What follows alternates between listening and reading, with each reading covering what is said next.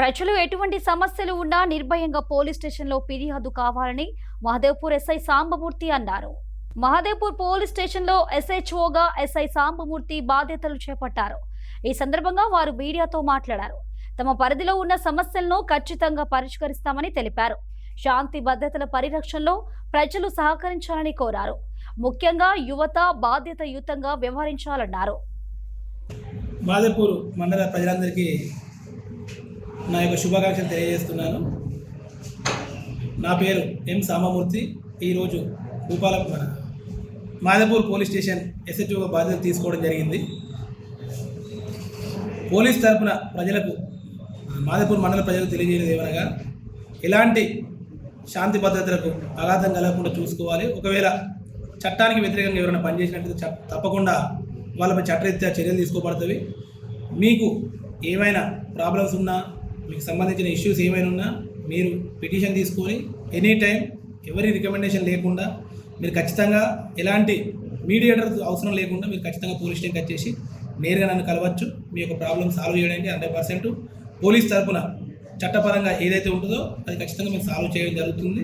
ఒకవేళ మా చేతిలో లేనట్లయితే ఒక భూమి ఇష్యూస్ కానీ, మనీ ఇష్యూస్ కానీ అలాంటివి ఏమైనా ఉంటే 100% మేము ప్రయత్నం చేస్తాం. ప్రయత్నం మాత్రం కాకపోతే ఖచ్చితంగా వాళ్ళని కోర్టుకు అప్రోచ్ కమ్మని చెప్తాం. దానికి మీరు కూడా సహకరించాలి. అంతేకాకుండా ముఖ్యంగా యువతకు తెలియజేయనిది ఏమనగా, మీరు తల్లిదండ్రులని ఇబ్బంది పెట్టే విధంగా, అదేవిధంగా రోడ్డు మీద వెళ్ళేటప్పుడు ప్రజల్ని ఇబ్బంది పెట్టే విధంగా బండ్లు తీసుకొని ర్యాష్ డ్రైవింగ్ చేసినట్లయితే తప్పకుండా మీ యొక్క బైక్ సీజ్ చేయడం జరుగుతుంది. అంతేకాకుండా మైనర్లు ఎవరైతే వెహికల్ నడుపుతారో వాళ్ళతో పాటు వాళ్ళ పేరెంట్స్ మీద కేసు రిజిస్టర్ చేయడం జరుగుతుంది. కాబట్టి మీరు ఖచ్చితంగా బైక్ పట్టుకొని బయటకు వచ్చినప్పుడు 100% మీరు హెల్మెట్ ధరించి ఉండాలి. మీకు ప్రాపర్ డ్రైవింగ్ లైసెన్స్ ఉండాలి. ఒకవేళ అవి లేనట్లయితే ఖచ్చితంగా కేసు చేయడం జరుగుతుంది. కేసుతో పాటు మీ బండి కూడా సీజ్ చేసి కోర్టులో సబ్మిట్ చేయడం జరుగుతుంది. కాబట్టి యువత అంతా ఈ విషయం గుర్తుపెట్టుకోండి. అంతేకాకుండా మత్తు పదార్థాలు ఏమన్నా మీరు బానిసలు అయినట్లయితే మీపై చట్టరీత్యా చర్య తీసుకోవడం జరుగుతుంది. దీనిలో తల్లిదండ్రుల పాత్ర కూడా చాలా ఉంటుంది. కాబట్టి ఇలాంటి విషయాలు మీ పిల్లలు ఏమైనా చేసినట్టు మీ నోటీస్కి వస్తే మీరు మాకు చెప్పండి. ఫస్ట్ వాళ్ళని పిలిచి కౌన్సిలింగ్ చేయడం జరుగుతుంది. మరి అతను బాగా అడిక్ట్ అయినట్టు అతను కౌన్సిలింగ్ సెంటర్కి పంపించడం జరుగుతుంది. మన భూపాలపల్లిలో కూడా రీసెంట్గా కౌన్సిలింగ్ సెంటర్ ఉంది. అంతేకాకుండా రిహాబిలిటేషన్ సెంటర్స్ కూడా మన వరంగల్లో ఉన్నాయి. ఒక 3 సెంటర్స్ ఉన్నాయి. తెలిసిన వాళ్ళు కూడా ఉన్నారు. దానికి మనం పంపించి అతనిలో ఉన్నటువంటి పరివర్తన చేద్దాం.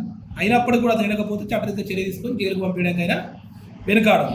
కాబట్టి ఏవైతే మత్తు పదార్థాలకు బానిస అయ్యే వాళ్ళు ఉంటారో వాళ్ళు కూడా మత్తు పదార్థాలు స్మగ్లింగ్ చేసేవాళ్ళు కానీ, ట్రాన్స్పోర్ట్ చేసేవాళ్ళు కానీ, మైనర్ అబ్బాయిలకు అమ్మే వాళ్ళు ఉంటే మాత్రం జాగ్రత్తగా ఉండాలని కోరుకుంటున్నాం. అంతేకాకుండా ప్రతి విలేజ్లో కూడా సీసీ కెమెరా ఉండే విధంగా, ఎలాగో ఇప్పుడు పాలక వర్గం ఉంది కాబట్టి సర్పంచ్ గారు బాధ్యత తీసుకోవాలి. మేము కూడా ఇప్పుడు ఈరోజు బాధ్యత తీసుకున్నాం. కాబట్టి ఈ రోజు నుంచి ప్రతి గ్రామం విజిట్ చేయడం జరుగుతుంది. గ్రామంలో మీటింగ్స్ పెట్టడం జరుగుతుంది.